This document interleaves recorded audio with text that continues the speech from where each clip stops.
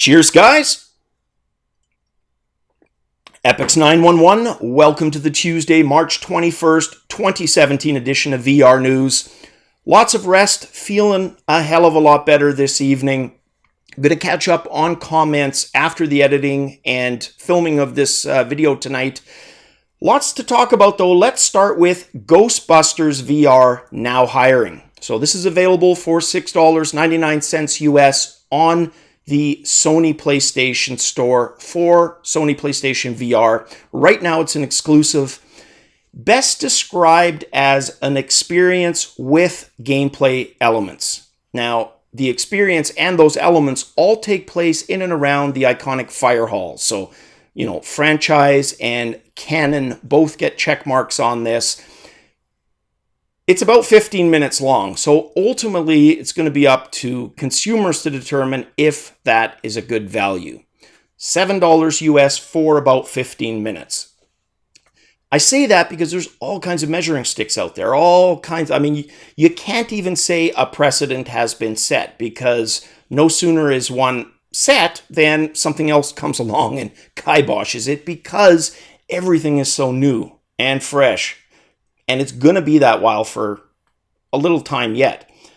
For example, Robo Recall released for free, yet better than a hell of a lot of stuff that has a price tag attached to it. And again, I don't think this is any different. Ultimately, up to us to decide if we try it or not. But that is Ghostbusters VR now hiring Act 1, Act 2 to follow sometime later this year.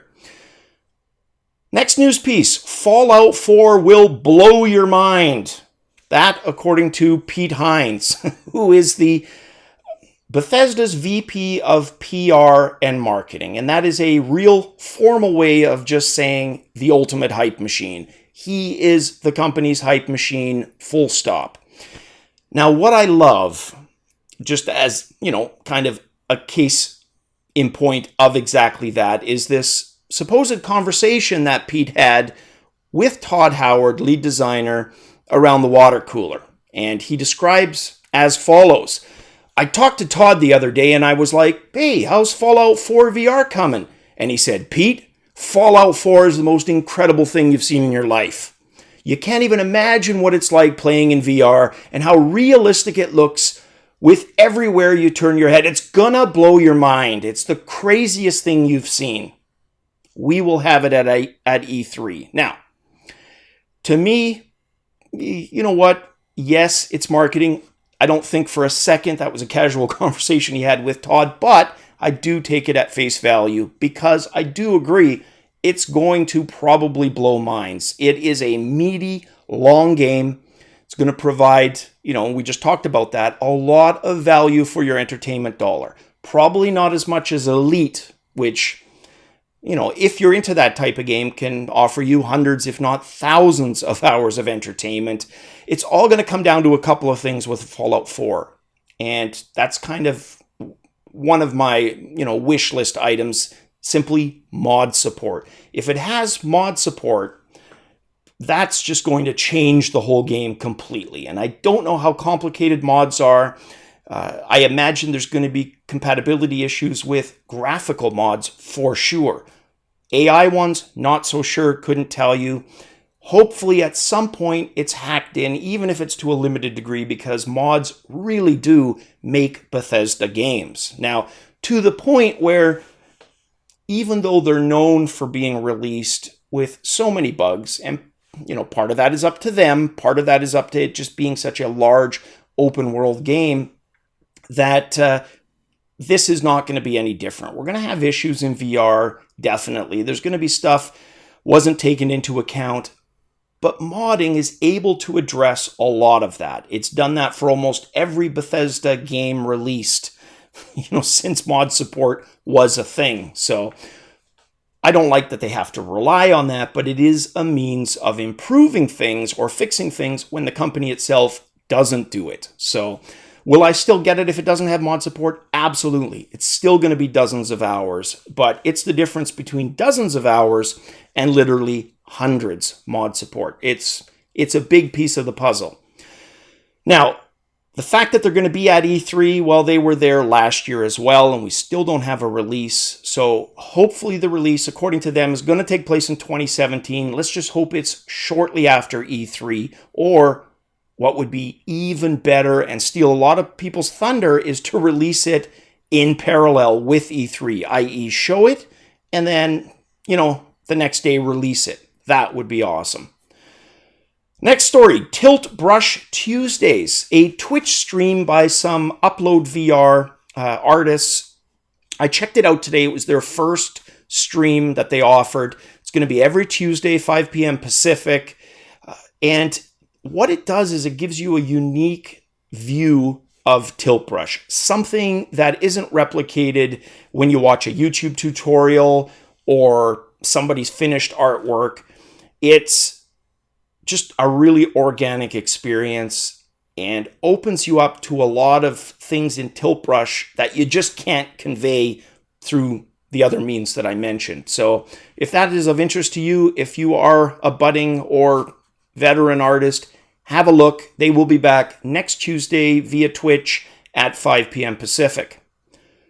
And the next story, HTC's official Vive Video App. This is the one that they released on Viveport and Steam for free, is going to have Oculus Support. That's been added. And not just Oculus Support, but touch controllers, as well as the Xbox One gamepads. All of that included. Very, very cool. Now, this next story, a little sobering. And, let's get into it. We call our planet Earth, and yes, guys, I'm going to go off a little bit of a nerd tangent. I've said it before, astronomy and space is one of my favorite kind of hobby/topics. Big telescope guy. Well, we could probably call our planet Earth, considering about 70% is covered with water. Now, there is an app that's meant to basically instill clean water habits, right? And the fact that get the message across that water is so critically important. Now, with that said, 70% of the Earth is covered. There's a picture I've got up here. And this picture usually blows, talking about blowing minds, it usually blows minds because there's 3 spheres here.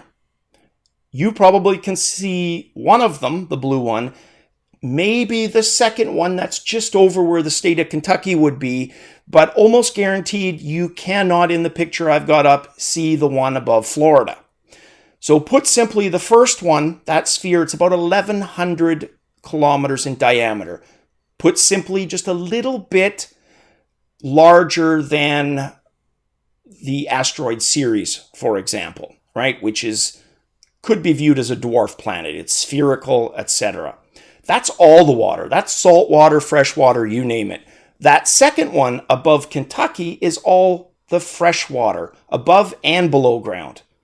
And that tiny little one above Florida, that is the fresh water in all the lakes and rivers of the planet. And it's pretty sobering because it really brings home the message. There's not a hell of a lot of water, really, when you look at it that way. And what water there is definitely needs to be protected.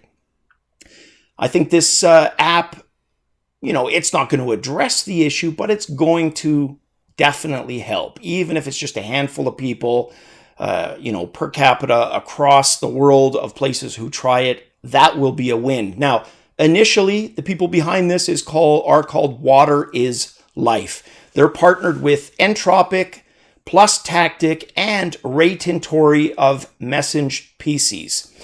Now, this is being targeted initially at, I believe it's students in Thailand. And what they do in this is basically, through cleaning techniques, take out monsters that are inhabiting the waterways, right? The toxins. So really cool because it hits kids at that informative stage when they're learning and instills how important water is. You think about it, we flush toilets, we do all of this, and I'm not going to turn it into a huge eco rant, just in regards to this application and story. I think it's a great idea, and it's kind of sad that it's ultimately probably not going to have of very far reach. But still, with that said, very freaking cool. Now, if there are any sports fiends among you, I know the majority of people that watch this channel are from the United States, and what's unique really to the US, and it's not really replicated elsewhere, is how popular college sports are. So that's sports, and you could argue if that's amateur or not in the US, but amateur sports have a huge following. If you're a college football player, basketball player, you're talked about at a much earlier age than you would be, say in the UK with English Premier League players or hockey players in Canada. Although we have a tournament that's gaining popularity, it's the junior tournament on our sports network, nowhere near March Madness, for example. And that's where this story comes in. It's the ability to watch March Madness via Gear VR 366 of the matches. March 23rd, which is the regional semifinal games. March 25th, the regional finals. April 1st, it's both Final Four matchups. And then finally, the championship game in Phoenix on April 3rd. So again, that is via Gear VR.